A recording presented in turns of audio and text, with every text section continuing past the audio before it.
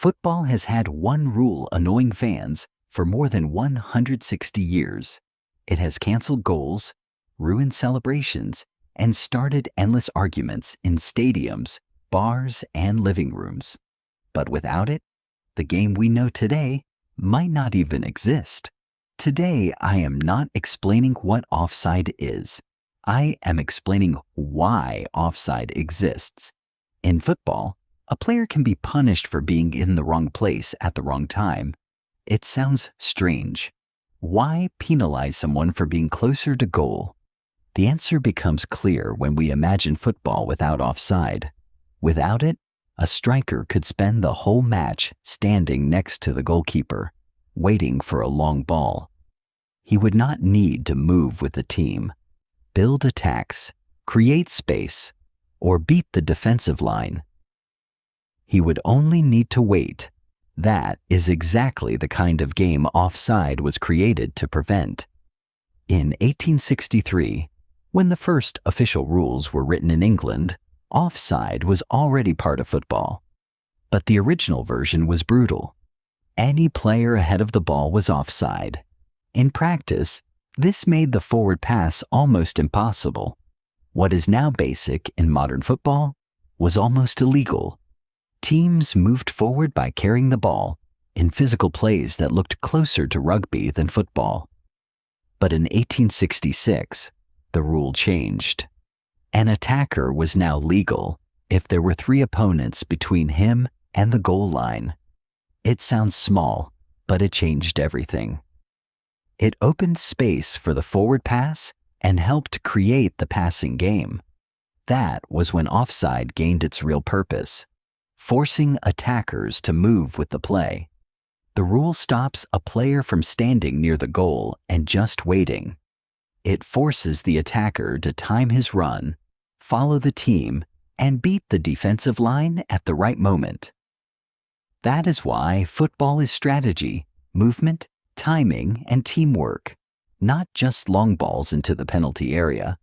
But one defender almost turned this rule into a weapon against the spectacle. Bill McCracken of Newcastle United became famous for mastering the offside line. At the time, an attacker needed 3 opponents between himself and the goal, so McCracken only had to step forward at the perfect moment to leave the striker offside. The referee blew the whistle, the game stopped, play restarted, and then it happened again and again. Other teams copied it. By the 1920s, some matches had dozens of offside calls. The game became trapped around midfield. Scoring chances decreased. The rhythm disappeared. Fans began to lose interest. So, in 1925, one of the biggest rule changes in football history arrived.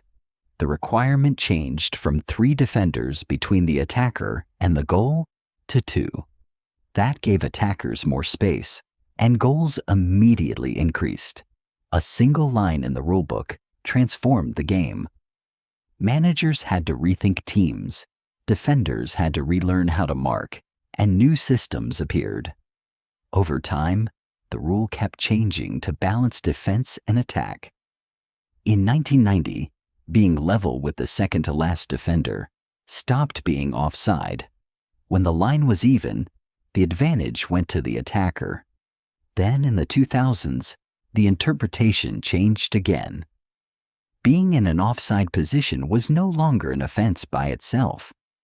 A player should only be punished if he joins the play, interferes with an opponent, or gains an advantage.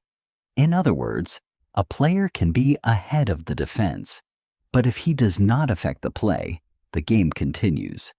Then, technology arrived. With VAR and semi-automated systems, the argument changed. Before, the debate was about the assistant referee's eyesight. Now it is about centimeters. A goal can be canceled because a foot or shoulder was slightly ahead of the defender.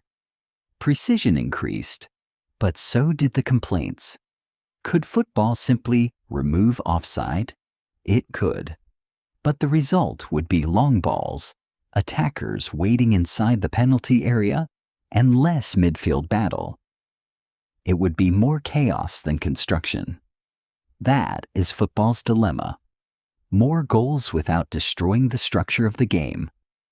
Offside exists for one reason: to stop football from becoming a game of waiting near the goal. It forces attackers to move, defenders to stay organized, and teams to build real plays. So, the next time someone complains about offside, remember this: the rule does not exist to ruin football. It exists because it helped create the football we know. If you enjoyed this video, subscribe for more stories like this. If this helped you understand the game, leave a like and share it with someone who argues about offside.